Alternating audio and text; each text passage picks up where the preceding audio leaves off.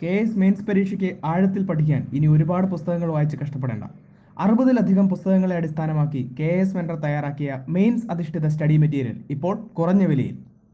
Hi friends, welcome to KS mentor mains answer discussion series. ഇന്ന് നമ്മൾ നോക്കാൻ പോകുന്നത് KS മെയിൻസിലെ പേപ്പർ 3-ൽ വരുന്ന ജോഗ്രഫി എന്ന സബ്ജക്റ്റാണ്. ജോഗ്രഫിയിലെ തന്നെ വളരെ ഇമ്പോർട്ടൻ്റ് ആയിട്ടുള്ളൊരു ടോപ്പിക്കാണ് ഇന്ത്യൻ മൺസൂൺ. ആ ഇന്ത്യൻ മൺസൂണിൽ നിന്ന് മെയിൻസിന് ചോദിക്കാൻ സാധ്യതയുള്ള ചില ചോദ്യങ്ങളാണ് നമ്മൾ നോക്കുന്നത്. Explain Indian monsoon, explain the formation of Indian monsoon or explain the mechanism of Indian monsoon. ഇങ്ങനെ ഒരു ചോദ്യം വരുവാണെങ്കിൽ, അതായത് ഈ ആദ്യം പറഞ്ഞ 3 ചോദ്യങ്ങളിൽ ഏതുമാണെങ്കിലും നമ്മൾ എഴുതുന്ന ഉത്തരം ഒന്നായിരിക്കും. അപ്പോൾ ഈ ചോദ്യം തന്നെ ഇന്ത്യൻ മൺസൂൺ എക്സ്പ്ലെയിൻ ചെയ്യുക അഥവാ ഫോർമേഷൻ അഥവാ മെക്കാനിസം, ആ ചോദ്യം തന്നെ 2 മാർക്കിനോ 5 മാർക്കിനോ 10 മാർക്കിനോ ചോദിക്കാൻ കഴിയും. ഈ ചോദ്യങ്ങൾ 2 മാർക്കിനോ 5 മാർക്കിനോ 10 മാർക്കിനോ ആണെങ്കിൽ എഴുതുന്ന രീതിയിൽ വ്യത്യാസങ്ങളുണ്ട്. അതെന്താണെന്ന് നമുക്ക് നോക്കാം. ഈ ഫോർമേഷൻ ഓഫ് ഇന്ത്യൻ മൺസൂൺ എന്ന് പറയുന്നത് ഒരു 2 മാർക്കിന് ചോദിക്കുന്നു എന്ന് വിചാരിക്കുക. ഒരു 2 മാർക്കിനാണെങ്കിൽ നമ്മൾ എന്ത് എഴുതണം? ആദ്യമേ എന്താണ് ഈ ഇന്ത്യൻ മൺസൂൺ അഥവാ മൺസൂൺ എന്ന് പറയുന്നത് എന്ന് നമ്മൾ എഴുതണം. മൺസൂൺ എന്ന് പറയുന്നത് റിവേഴ്സൽ ഓഫ് വിൻഡ് ആണ്. അപ്പോൾ റിവേഴ്സൽ ഓഫ് വിൻഡ് എന്നുള്ള ആ ഒരു കൺസെപ്റ്റ് നമ്മൾ ആൻസറിൽ ആദ്യം കൊണ്ടുവരിക. പിന്നീട് ഇതുണ്ടാകുന്നതിൻ്റെ കാരണം എന്താണെന്ന് നോക്കുമ്പോൾ ഈ ഇന്ത്യൻ മൺസൂൺ അഥവാ സൗത്ത് വെസ്റ്റ് മൺസൂൺ ഉണ്ടാകുന്ന കാരണമായിട്ട് ഏറ്റവും ആദ്യം പറയുന്ന കാരണം എന്ന് പറയുന്നത്, ഏറ്റവും ആദ്യകാലങ്ങളിൽ പറഞ്ഞിരുന്നത് differential heating of land and water body, കരയും കടലും ഡിഫറൻ്റ് ആയിട്ട് ചൂടാവുകയും തണുക്കുകയും ചെയ്യുന്നതാണ് ഈ മൺസൂൺ ഉണ്ടാകുന്നതിൻ്റെ കാരണമെന്ന് പറയുന്നത്. അതായത് സമ്മറിൽ ലാൻഡ് വളരെ പെട്ടെന്ന് ചൂടാവുകയും അതിൻ്റെ മുകളിലുള്ള എയർ മുകളിലോട്ട് ഉയരുകയും അവിടെ ലോ പ്രഷർ വരികയും ചെയ്യുന്നു. ഓഷ്യൻ അത്ര പെട്ടെന്ന് ചൂടാകാത്തത് കൊണ്ട് കുറച്ചുകൂടെ തണുപ്പായിരിക്കും, ഓഷ്യൻ്റെ മുകളിൽ ഹൈ പ്രഷർ ആയിരിക്കും. ആ സമയത്ത് കാറ്റ് ഹൈ പ്രഷറുള്ള ഓഷ്യനിൽ നിന്ന് ലോ പ്രഷറുള്ള കരയിലേക്ക് വീശും. സോ അതായിരുന്നു മൺസൂൺ ഉണ്ടാകുന്നത്, സൗത്ത് വെസ്റ്റ് മൺസൂൺ എന്നാണ് ആദ്യകാലങ്ങളിൽ പറഞ്ഞിരുന്നത്. പിന്നീട് വന്നപ്പോൾ ഈ ഒരു കാരണങ്ങൾ കൊണ്ട് മാത്രം ഇവിടെ മൺസൂൺ ഉണ്ടാകില്ല എന്ന് പറഞ്ഞു. അപ്പോഴാണ് പുതിയ കൺസെപ്റ്റായ ITCZന്റെ ഇന്റർ ട്രോപ്പിക്കൽ കൺവേർജൻസ് സോണിന്റെ ഷിഫ്റ്റ് പറഞ്ഞ് സൺ നോർത്തിലോട്ട് മൂവ് ചെയ്യുന്നതിനോടൊപ്പം തന്നെ നമ്മൾ നോക്കുകയാണെങ്കിൽ ITCZ നോർത്തിലോട്ട് ഷിഫ്റ്റ് ചെയ്യുന്നു. അങ്ങനെ ITCZ നോർത്തിലോട്ട് ഷിഫ്റ്റ് ചെയ്യുമ്പോൾ സൗത്ത് ഈസ്റ്റ് ട്രേഡ് വിൻഡുകൾ ഇക്വേറ്ററിനെ ക്രോസ് ചെയ്തു വരുന്നു. അങ്ങനെ ഇക്വേറ്ററിനെ സൗത്ത് ഈസ്റ്റ് ട്രേഡ് വിൻഡുകൾ ക്രോസ് ചെയ്യുമ്പോൾ അതിൻ്റെ ഡയറക്ഷൻ മാറുന്നു. അതിൻ്റെ ഡയറക്ഷൻ കോറിയോളിസ് ഫോഴ്സിൻ്റെ ഇൻഫ്ലുവൻസ് കാരണം നോർത്തേൺ ഹെമിസ്ഫിയറിലെ വിൻഡുകൾ റൈറ്റിലേക്ക് ഡിഫ്ലക്റ്റ് ചെയ്യുന്നു. അത് കാരണം സൗത്ത് ഈസ്റ്റ് ട്രേഡ് വിൻഡുകളായിരുന്നത് സൗത്ത് വെസ്റ്റ് വിൻഡായി മാറുന്നു. അതായത് സൗത്ത് ഈസ്റ്റ് ട്രേഡ് വിൻഡുകൾ, സദേൺ ഹെമിസ്ഫിയറിൽ കാണുന്ന ട്രേഡ് വിൻഡുകൾ ഇക്വേറ്ററിനെ ക്രോസ് ചെയ്യുമ്പോൾ അതിൻ്റെ ഡയറക്ഷൻ മാറി സൗത്ത് വെസ്റ്റ് വിൻഡായി ITCZലേക്ക് എത്തുന്നു. ആ വരുന്ന വിൻഡുകളാണ് ഇന്ത്യൻ മൺസൂൺ എന്ന് പറയുന്നത്, അഥവാ സൗത്ത് വെസ്റ്റ് മൺസൂൺ വിൻഡ് എന്ന് പറയുന്നത്. അപ്പോൾ ഈ ഒരു 2 മാർക്കിലുള്ള ചോദ്യമാണെങ്കിൽ നമ്മൾ ഈ പറയുന്ന ആ റിവേഴ്സൽ ഓഫ് വിൻഡ് എന്ന് പറയുന്ന കാര്യവും differential heating of land and water body, അതുപോലെ തന്നെ ഈ ഷിഫ്റ്റിംഗ് ഓഫ് ITCZ, ഇത്രയും കാര്യങ്ങൾ പറഞ്ഞാൽ മതിയാകും.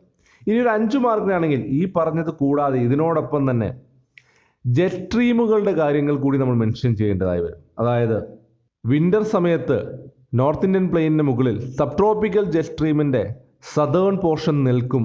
സമ്മർ ആകുമ്പോഴേക്കും സണ്ണിന്റെ നോർത്തിലേക്കുള്ള അപ്പാരന്റ് മൂവ്മെന്റിനോടൊപ്പം ഈ ITCZ നോർത്തിലേക്ക് ഷിഫ്റ്റ് ചെയ്യുന്നു എന്ന് നമ്മൾ പറഞ്ഞു. അതോടൊപ്പം തന്നെ ഇവിടെയുള്ള ഈ നോർത്ത് ഇന്ത്യൻ പ്ലെയിനിന് മുകളിൽ നിന്ന സബ് ട്രോപ്പിക്കൽ ജെറ്റ് സ്ട്രീം ഹിമാലയത്തിന്റെ നോർത്തിലേക്ക് ഷിഫ്റ്റ് ചെയ്യുന്നുണ്ട്.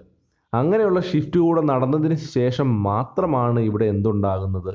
ഇവിടെ സൗത്ത് വെസ്റ്റ് മൺസൂൺ കിട്ടുന്നത്. അപ്പോൾ അങ്ങനെ ആ സണ്ണിൻ്റെ മൂവ്മെൻറ്റിനോട് അനുസരിച്ച് തന്നെ നമ്മൾ തന്നെ നോർത്ത് ഇന്ത്യൻ പ്ലെയിനിൻ്റെ മുകളിൽ ഉണ്ടായിരുന്ന സബ് ട്രോപ്പിക്കൽ ജെറ്റ് സ്ട്രീമിൻ്റെ സദേൺ ഫ്ലാങ്ക് നോർത്തിലേക്ക് ഷിഫ്റ്റ് ചെയ്യപ്പെടുന്നു. അറ്റ് ദ സെയിം ടൈം ആ സമയത്ത് തന്നെ ഇന്ത്യക്ക് മുകളിൽ ഒരു tropical easterly jet stream establish ചെയ്യപ്പെടും.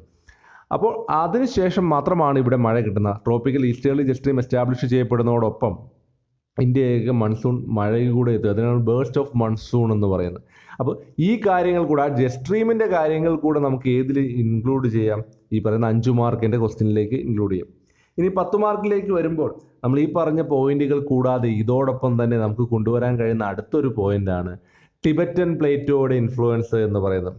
നമുക്കറിയാം ടിബറ്റൻ പ്ലേറ്റോ എന്ന് പറയുന്നത് 4000 മീറ്ററിന് മുകളിൽ നിൽക്കുന്ന ഒരു ഇന്റർമൊണ്ടൈൻ പ്ലേറ്റോ ആണല്ലേ. അപ്പോൾ അവിടെ ചൂടാകുന്നത് കാരണം, സമ്മറിൽ അവിടെ ചൂടാകുന്നതുകൊണ്ട് അവിടെ നിന്ന് എയർ മുകളിലേക്ക് വരുന്നു. അങ്ങനെ മുകളിലേക്ക് വരുന്ന എയർ അപ്പർ ട്രോപ്പോസ്ഫിയറിൽ ചെന്ന് പുറത്തേക്ക് സ്പ്രെഡ് ചെയ്യുന്നു.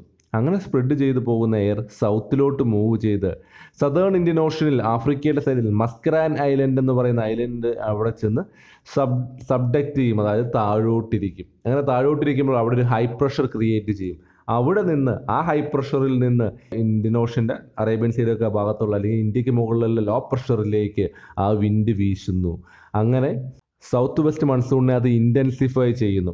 അങ്ങനെ ടിബറ്റിൻ്റെ മുകളിൽ നിന്ന് ഉയർന്ന് പുറത്തേക്ക് സ്പ്രെഡ് ചെയ്യുന്ന ആ വിൻഡാണ്, അല്ലെങ്കിൽ ആ ഒരു എയർ മൂവ്മെൻ്റ് ആണ് നമ്മൾ പറയുന്ന ട്രോപ്പിക്കൽ ഈസ്റ്റേർലി ജെറ്റ് സ്ട്രീം എന്ന് പറയുന്നത്. അപ്പോൾ ഈ ടിബറ്റിൻ്റെ ഇൻഫ്ലുവൻസും ആ ട്രോപ്പിക്കൽ ഈസ്റ്റേർലി ജെറ്റ് സ്ട്രീമിൻ്റെ ഇൻഫ്ലുവൻസും നമ്മൾ എവിടെ പറയണം? 10 മാർക്കിലേക്ക് വരുമ്പോൾ. അതോടൊപ്പം തന്നെ ആഫ്രിക്കയുടെ അവിടെ ഉണ്ടാകുന്ന സൊമാലി ജെറ്റ് സ്ട്രീമും ഇന്ത്യൻ മൺസൂണിനെ അഫക്റ്റ് ചെയ്യുന്നു എന്ന് പറയാം.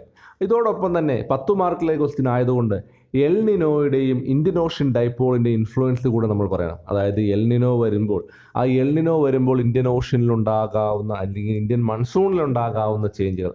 എൽ നിനോ വരുമ്പോൾ മൺസൂൺ കുറയുന്ന സിറ്റുവേഷൻസിൻ്റെ കാര്യങ്ങൾ കൂടെ മെൻഷൻ ചെയ്യാം. അതുപോലെ തന്നെ ഇന്ത്യൻ ഓഷ്യൻ ഡൈപോൾ എന്ന് പറയുന്ന കാര്യമുണ്ട്.